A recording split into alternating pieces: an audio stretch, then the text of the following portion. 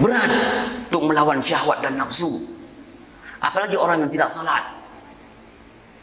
Maka Allah mengatakan, "Adha'us shalah wattaba'us syahwat."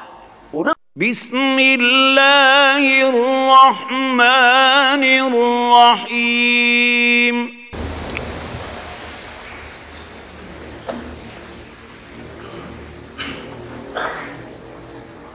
Alhamdulillah nahmaduhu wa nasta'inuhu wa nastaghfiruhu wa natubu ilaih wa na'udzu billahi min syururi anfusina wa min sayyiati a'malina may yahdihillahu fala mudilla lahu wa may yudlil fala hadiya lahu asyhadu an la ilaha illallah wahdahu la syarika lahu wa asyhadu anna muhammadan abduhu wa rasuluhu la nabiyya ba'dahu.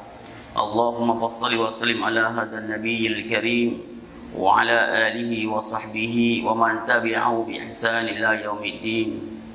Ayuhan nas ittaqullaha haqqa tuqatih wa la tamutunna illa wa antum muslimun. Yaqulu Allah tabaraka wa ta'ala fi kitabihil karim. A'udzu billahi minasy syaithanir rajim. Bismillahirrahmanirrahim. Ya ayyuhalladzina amanu taqullaha haqqa tuqatih wa la tamutunna illa wa antum muslimun. Ya ayyuhalladzina amanu taqullaha wa qulu qawlan sadida yuslih lakum a'malakum wa yaghfir lakum dhunubakum wa man yuti'illaha wa rasulahu faqad faza fawzan 'azima. Ma'asyiral muslimin, sidang jamaah Jumat yang dirahmati Allah, segala puji hanya milik Allah Subhanahu wa taala. Selawat dan salam untuk baginda Rasulullah sallallahu alaihi wasallam. Alhamdulillah, kita masih diberikan kesempatan, kesehatan dan nikmat oleh Allah Subhanahu wa taala sehingga pada hari yang mulia ini masih bisa untuk datang ke rumah Allah, mendekatkan diri kita kepada Allah Subhanahu wa taala, untuk memperhambakan diri kita hanya kepada Allah Subhanahu wa taala.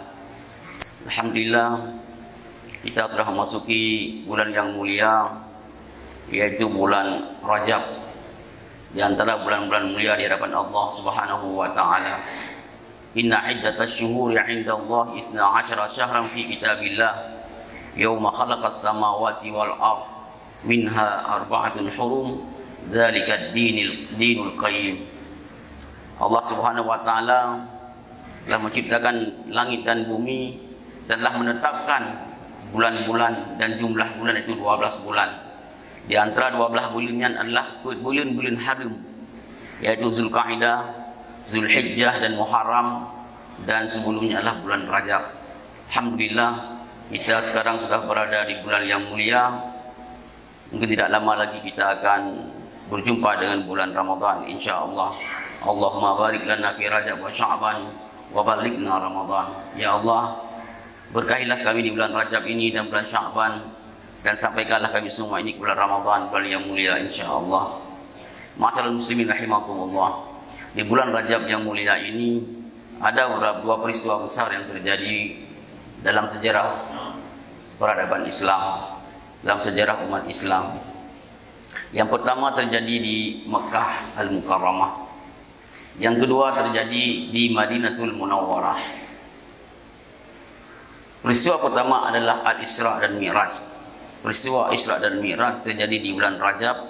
Rasulullah masih berada di Mekah setahun sebelum Rasulullah hijrah.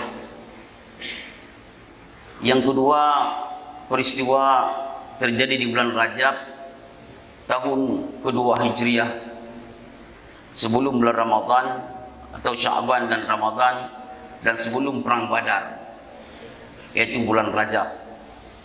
Peristiwa yang sangat bersejarah yang menghebohkan dunia waktu itu, menggetarkan jiwa-jiwa manusia, terutama orang-orang Yahudi dan orang-orang musyrik Mekah, yaitu tahwilul kiblah, perubahan arah kiblat dalam salat kita yuk, dari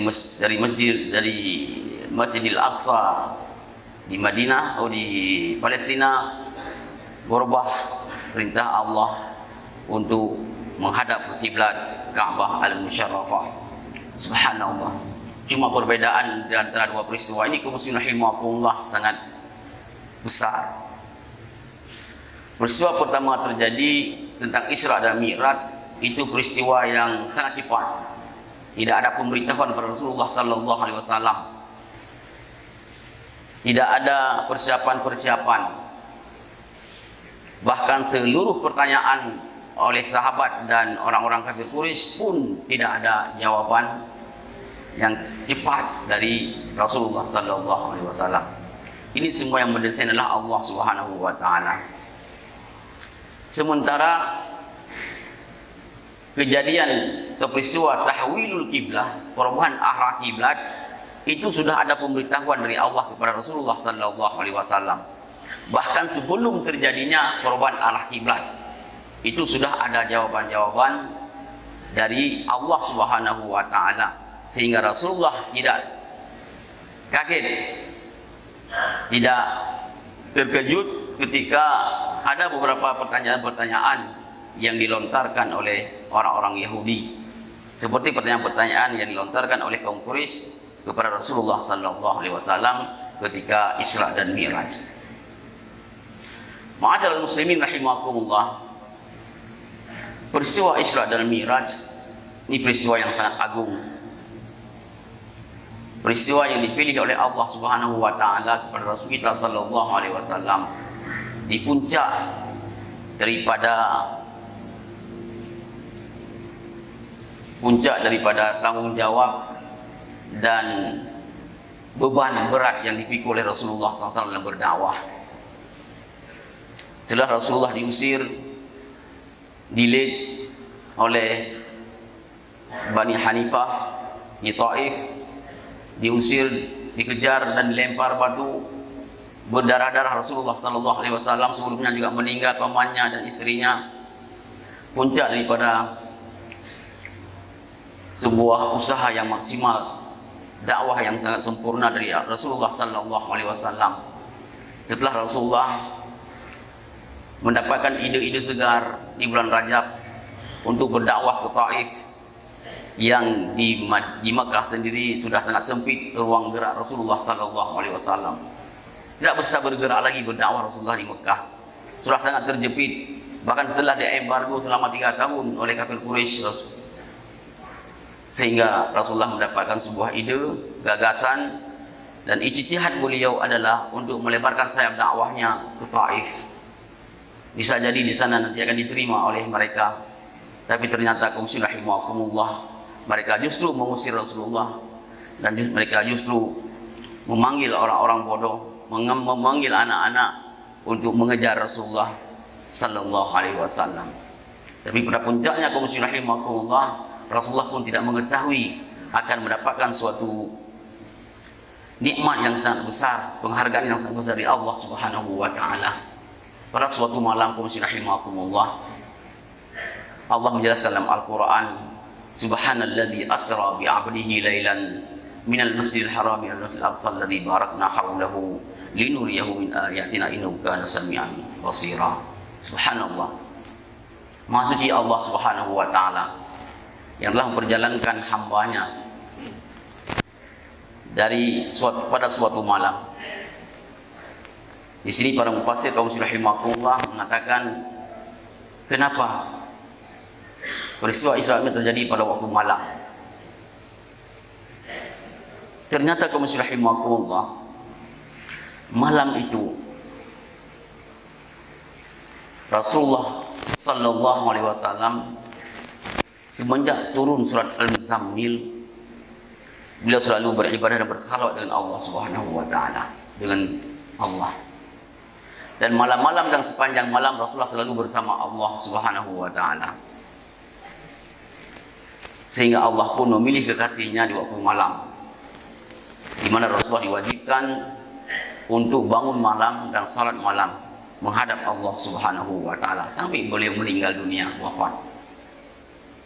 Sehingga Allah pun memilih waktu-waktu yang sangat penting bagi Rasul, yaitu waktu yang sangat penting, yang sangat nikmat, yang Rasulullah pergunakanlah di waktu malam bersama Allah Subhanahu wa taala. Dan kebiasaan ini diikuti oleh para sahabat Rasulullah sallallahu alaihi wasallam dan juga oleh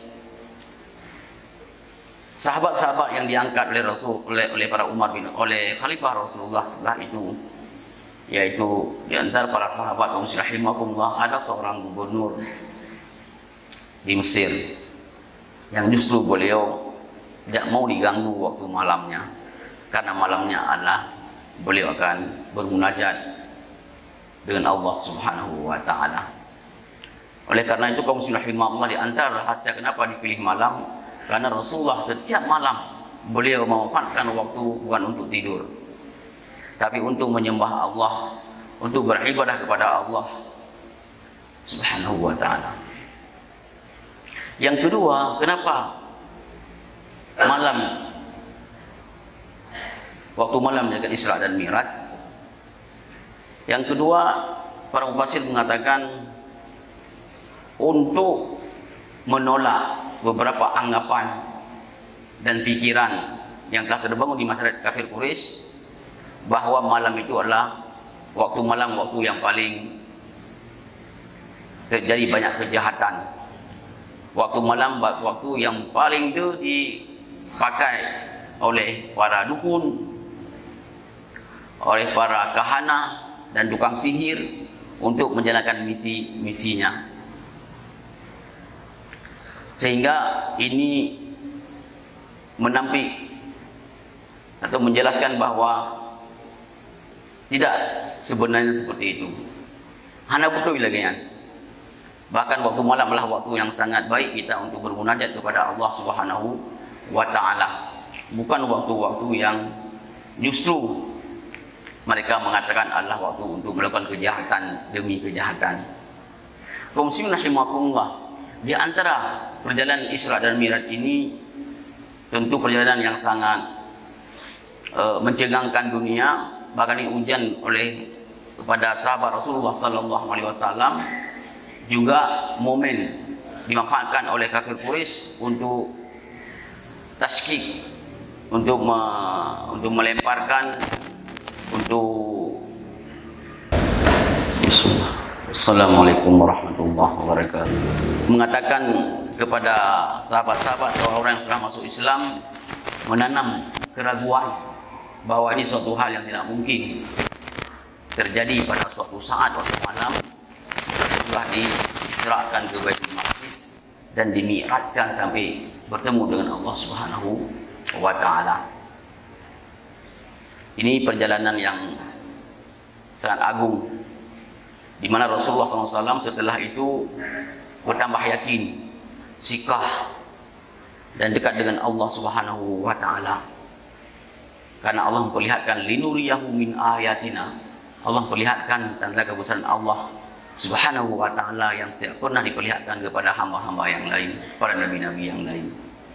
Rasulullah melihat dan bertemu dengan semua nabi, melihat surga dan neraka, melihat semua nikmat-nikmat surga, melihat semua akan azab-azab yang ada di neraka.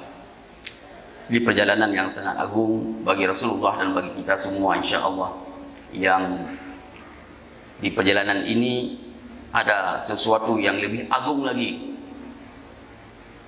Perjalanannya sangat agung, sangat istimewa. Namun kaum muslimin rahimakumullah, bukan hanya perjalanannya yang sangat istimewa, yang sangat agung, namun substansi dari Isra dan Mi'raj, oleh-oleh yang dibawa oleh Rasulullah, apa tujuan dan target daripada Isra dan Mi'raj ini. Tentu kaum muslimin rahimakumullah, kita boleh terharu, kagum melihat atau mendengarkan peristiwa Isra dan Mi'raj yang begitu cepat terjadi. Namun ada hal yang sangat penting bagi kita yang maklum, bahwa tujuan daripada Isra dan Mi'raj itu adalah Allah Subhanahu wa taala memberikan kepada kita semua sebuah kunci, sebuah solusi, kunci surga, solusi untuk kehidupan kita, sehingga kehidupan ini tertata dengan baik, kehidupan ini rapi, kehidupan ini merupakan saadah, ketenangan dan jiwa kita, yaitu solat. Ini solat luar biasa keistimewaannya. Sungguh istimewa kaum muslimin rahimakumullah. Allah telah mewajibkan kepada kita sebenarnya 50 waktu salat. 50 waktu. Sehingga dengan usaha yang maksimal dari Rasulullah SAW, sehingga kita mendapatkan hanya 5 waktu salat. Tapi pahalanya tetap 50 waktu. 5 waktu dah semayang, pahalanya 50 waktu. Itulah ketetapan Allah dalam Lauh Mahfuz. Tidak mengurangi pahala salat 50 waktu. Walaupun yang kita kerjakan 5 waktu. Maka salatnya kaum muslimin rahimakumullah inti kehidupan. Inti kehidupan adalah salat.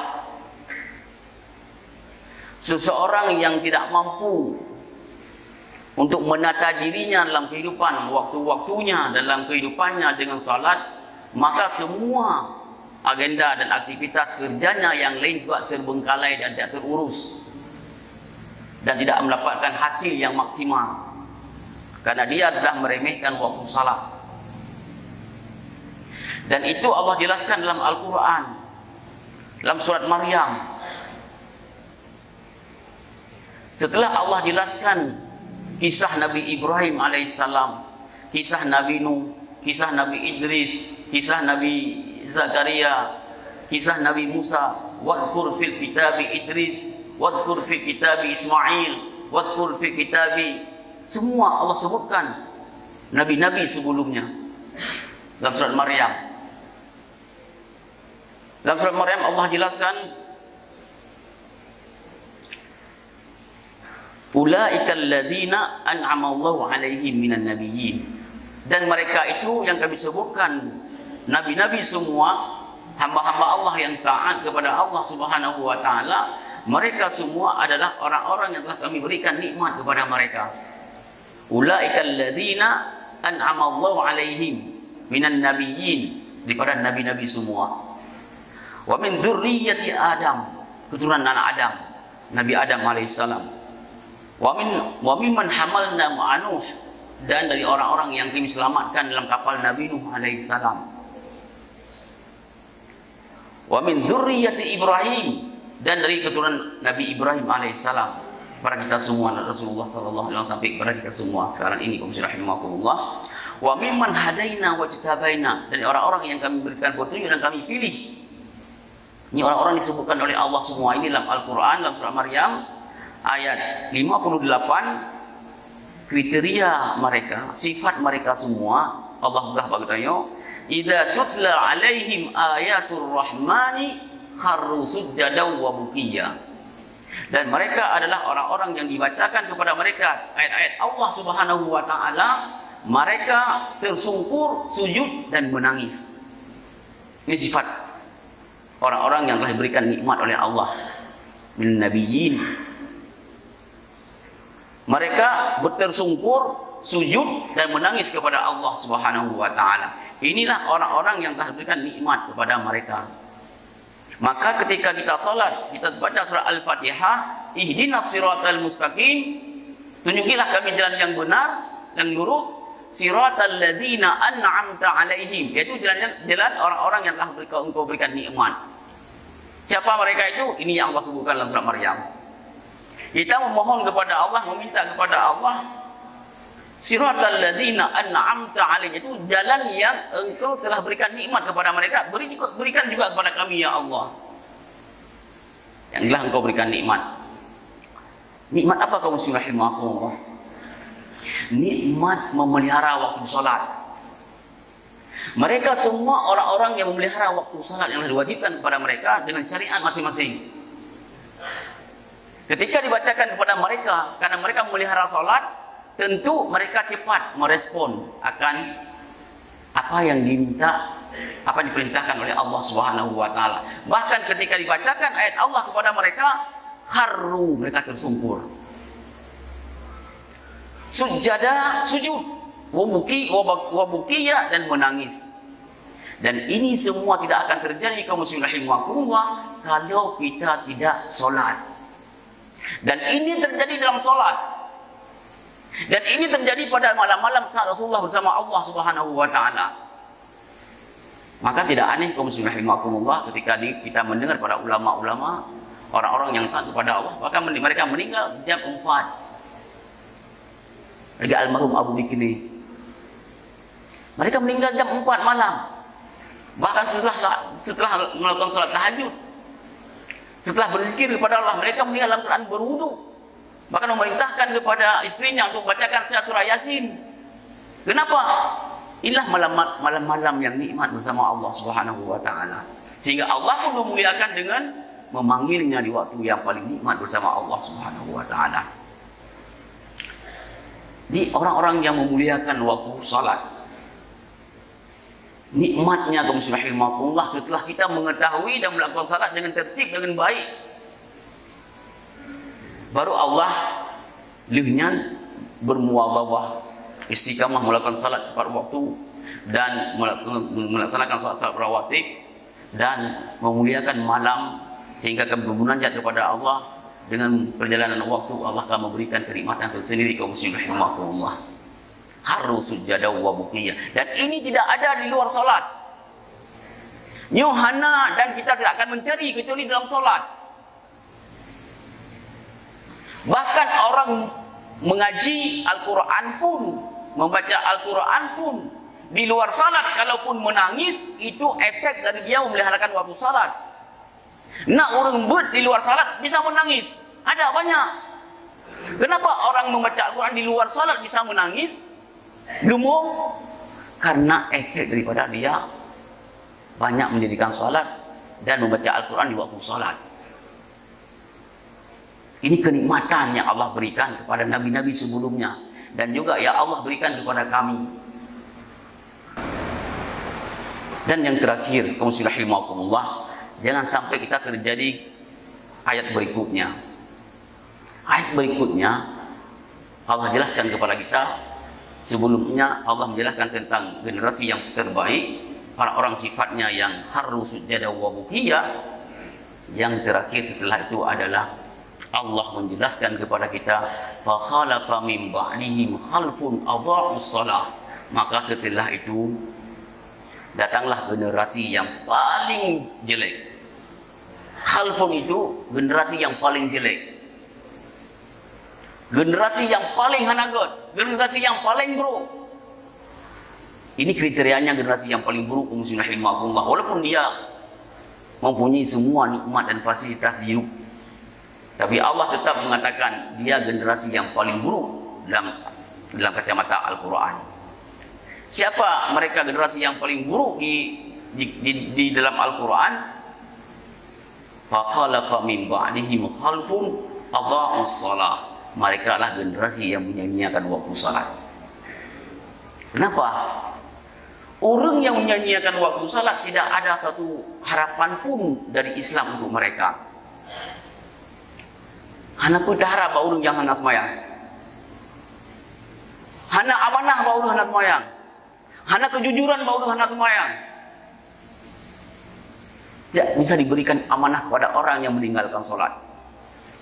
Dia akan berbohong.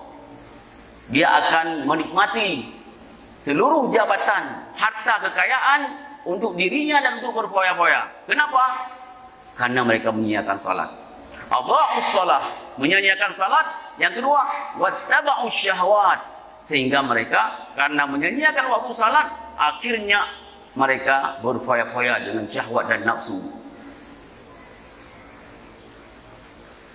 Dong orang ka sembahyang macam kaum muslimin hebat bagi betul nafsu dan syahwat. Orang jangka sembahyang berat untuk melawan syahwat dan nafsu. Apalagi orang yang tidak salat. Kenapa kan? Karena Rasulullah dalam sebuah hadis, yang paling pertama ditinggalkan oleh umat adalah hukum-hukum Allah Subhanahu wa taala. Rasulullah mengatakan, uqdah ba'da uqdah. Satu ikatan buhul, satu ikatan ditinggalkan oleh umatku dalam agama ini, yaitu hukum-hukum Allah Subhanahu wa taala. Hanya dipermuli. Hukum tetap tinggal dalam Al-Quran. Hanya kita baca-baca saja. Tapi dalam realita kehidupan tidak ada hukum Allah yang bisa berjalan. Ini yang pertama ditinggalkan oleh umatku. Dan yang terakhir ditinggal oleh umatku adalah solat. Maya salat kahanali ba umat lon nyan hendak berharap di kebaikan ba udunyan. Los. Abis belum. Hanali saringan. Hanali filter kaum muslimin rahimakumullah yang dapat menahan nafsunya sehingga dia mudah menjalankan kemaksiatan demi kemaksiatan. Bahkan pada puncaknya mereka melakukan kemaksiatan belum dipedih buat orang maksiatnya belum puas untuk dilaksanakan. Dia melaksanakan kemaksiatan tapi belum puas ni golong dia urang yang sidung kebanggaan untuk berbuat maksiat karena meninggalkan solat. Ini kaum muslimin rahimakumullah. Jadi sebuah pesan dari Allah Subhanahu wa taala yang justru yang Allah sendiri mengundang Rasulullah untuk menerima amanah ini, menerima perintah salat. Karena salatnya adalah keistimewaan. Arihna lis salah ya Bilal. Rasulullah SAW ketika terjadi beberapa gejolak dalam hidupnya, dalam berdakwah, diintimidasi, keluarganya dipersempit ruang gerak, bahkan beliau dibuli, dikucilkan, anaknya dalam satu waktu disuruh ceraikan oleh Abu Lahab, bahkan Utaibah menantunya setelah diceraikan diludahi dalam wajah Rasulullah sallallahu alaihi wasallam untuk membunuh karakter Rasulullah sallallahu alaihi wasallam.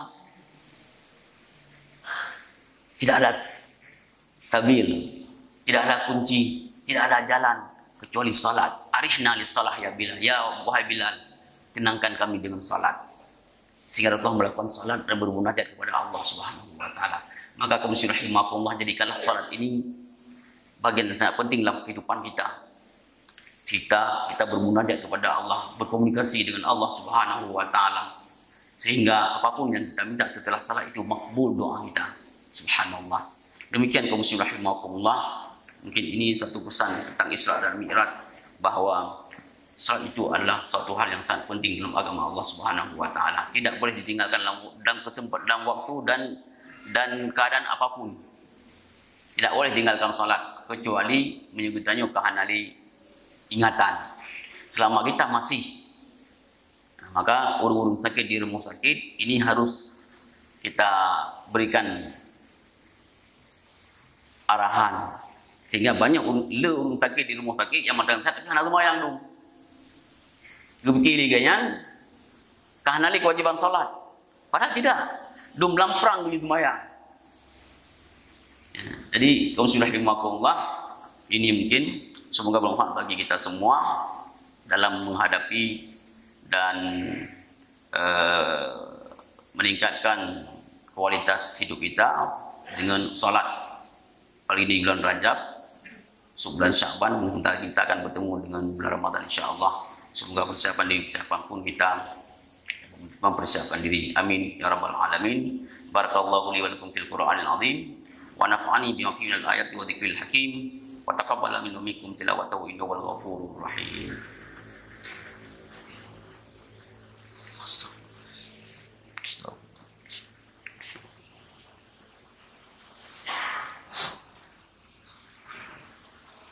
Alhamdulillah wassalatu wassalamu ala rasulillah. Ayuhan nas ittaqullaha haqqa tuqatih wa la tamutunna illa wa antum muslimun.